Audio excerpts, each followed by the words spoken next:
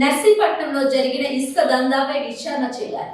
నర్సీపట్నం మండలం గబ్బాడులో ఏర్పాటు చేసిన ఇసుక డిపోను పరిశీలించిన అనంతరం మైన్స్ ఎండి ప్రవీణ్ కుమార్ తో మాట్లాడిన స్పీకర్ అయ్యన్న పాత్రుడు గత ప్రభుత్వ హయాంలో ఎటువంటి అనుమతులు లేకుండా వేల టన్నుల ఇసుకను ఈ డిపోలో డంప్ చేశారు. దీనిపై రెవెన్యూ మైనింగ్ శాఖల అధికారులకు తెలియదని చేతులు దులుపుకుంటున్నారు. ప్రస్తుతం డిపోలో 63,000 మెట్రిక్ టన్నుల ఇసుక నిల్వ ఉన్నట్టు అంచనా. దీనిపై సమావేశం నిర్వహించేందుకు ఆర్డీఓ నిర్ణయం. అనకాపల్లి జిల్లాకు ఇసుక తరలించేందుకు రాజమండ్రిలో ప్రత్యేక రీచ్ కావాలని అడిగాం. దానిపై 2 జిల్లాల కలెక్టర్లు మాట్లాడారు. మీరు అనుమతి ఇవ్వండి. రాజమండ్రి కూడా ఇసుక రేట్ మీరు తప్పు రాస్తున్నాను. పేపర్లో వాళ్ళు కూడా కొంతమంది ఎలా రాస్తున్నారంటే ఇసుక ఎక్కువ రేటుకి అమ్ముతున్నారు. ఇసుక అమ్మట్లే, నీకు లారీ ట్రాన్స్పోర్ట్ రాజమండ్రి వెళ్ళి రావడానికి అక్కడ లోడింగ్ ఛార్జీలకి ఎక్కువ అవుతుంది. నువ్వు చెప్పింది కరెక్టే. అనకాపల్లి విశాఖపట్నం జిల్లాలో అన్ని జిల్లాల కంటే రేట్ ఎక్కువ ఉంది. ఎందుకు రేట్ ఎక్కువ ఉందంటే ట్రాన్స్పోర్టు, లోడింగ్ ఛార్జీలు. రాజమండ్రి వెళ్తున్నాయి లారీలు, రాజమండ్రి నుంచి వస్తున్నాయి. ఈ ట్రాన్స్పోర్ట్ ఛార్జీలు ఉంటాయి కదా, దీనివల్ల ఎక్కువ అవుతుంది. అయితే నేనేమన్నానంటే లోకల్గా ఉన్న రివర్స్ ఏమైనా ఉంటే ఇక్కడ కొంచెం గ్యాదర్ చేసి దాంతోపాటు ఎక్కువ క్వాంటిటీ కావాల్సిన వాళ్ళు అందరినీ రాజమండ్రి వెళ్ళమంటాను. లోకల్గా చిన్న వాళ్ళు ఉంటారు కదా, ఈ చిన్న వాళ్ళు ఉన్న రివర్స్ ఉన్నాయి మనకి. తాండవా రివర్ ఉంది, ఇవన్నీ పక్కన రివర్స్ ఉన్నాయి. కొన్ని మాగారబందర్ ఒక రివర్ ఉంది, ఏడుకొప్ప ఒకటి ఉంది. ఇవన్నీ వచ్చి చిన్న వాళ్ళకి చిన్న ఇల్లు కట్టుకోవాలి. వాళ్ళకి ఇక్కడ ఇచ్చి పెద్ద బిల్డింగ్స్ కట్టుకున్న వాళ్ళకి, వ్యాపార సంస్థలు కట్టుకున్న వాళ్ళకి రాజమండ్రి ఇస్తే గొడవ పోతుంది కదా. సింపుల్ థింగ్ కదా. నాకున్న లెక్క ప్రకారంగా 63,000 మెట్రిక్ టన్నులు ఇసుక అండి. ఇది ఇసుక ఎవరు తెచ్చారో ఎవరు తెలియట్లేదు.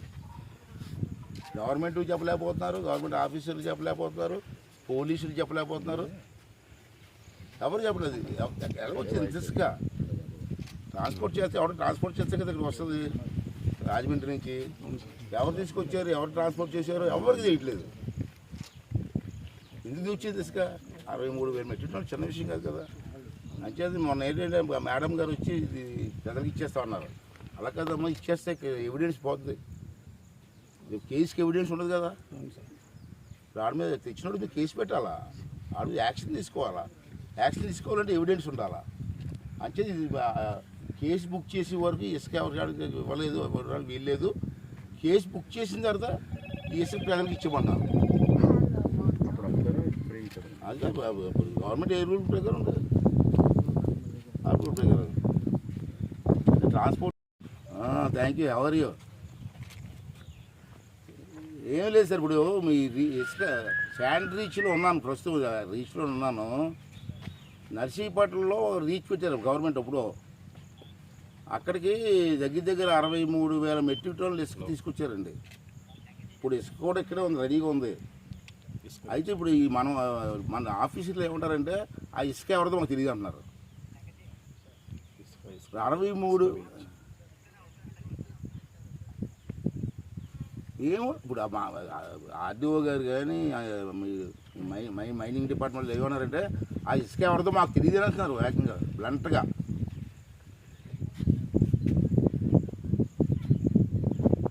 ఎవరు తీసుకొచ్చి ఆ ఇసుక, నా పాయింట్ ఏంటంటే ఇసుక మన ప్రజలకు ఇచ్చేద్దాం. ఇసుక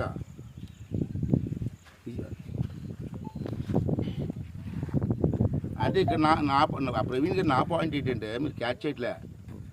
అసలు ఇంత ఇసుక ఎవరు తీసుకొచ్చారు అన్నది చెప్పలేకపోతారు మనోళ్ళు.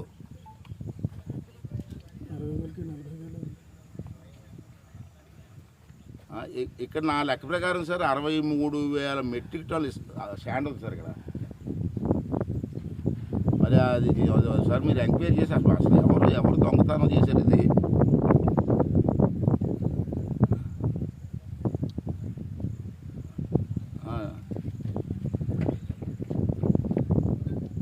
Okay okay okay thank you.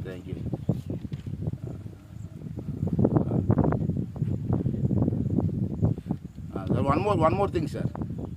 ఇప్పుడు మీరు ఈ ఇసుక శాండ్ ప్రజలుగా మనం చెప్పారు కదా.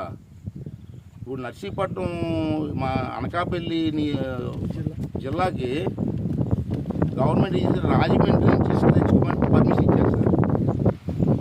ఇక్కడ జిల్లాల నుంచి ఏ లారీ వెళ్ళినా రాజమండ్రిలో ఇసుక ఇవ్వకుండా వెనక్కి పంపించేస్తారండి దౌర్జన్యంగా.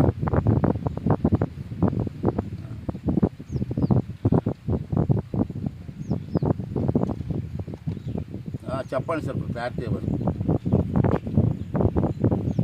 నేను రాజమండ్రి కలెక్టర్ గారితో మాట్లాడాను నేను. మేడం మరి మా సార్ అనకాపల్లి జిల్లాకి మీకు అక్కడికి తెచ్చుకోమని మీ వాళ్ళకి ఇవ్వట్లేదని చెప్తే ఆమె ఏం చేసిందంటే అనకాపల్లి కలెక్టర్ గారితో మాట్లాడారు రాత్రి. మాట్లాడి ఇద్దరు మాట్లాడుకొని రాజమండ్రిలో అనకాపల్లి జిల్లాకు ఒక సెపరేట్ రీచ్ ఇవ్వమన్నాను నేను. వాళ్ళతో కాకుండా సెపరేట్ మాకు అనకాపల్లికి ఒక రీచ్ ఇచ్చేయండి, మా లారీలు డైరెక్ట్గా వెళ్ళిపోయి అక్కడి నుంచి తెచ్చుకుంటారని చెప్పారంటే వాళ్ళు ఇద్దరు కలెక్టర్ కూడా ఒప్పుకున్నారు. ప్లీజ్ కైండ్లీ మీరు కూడా చాలా మాట చెప్తే అయిపోతుంది. ఓకే అండి, ఓకే వద్దాం సార్, కలుద్దాం. లేదు కలుద్దాం, వస్తా అక్కడ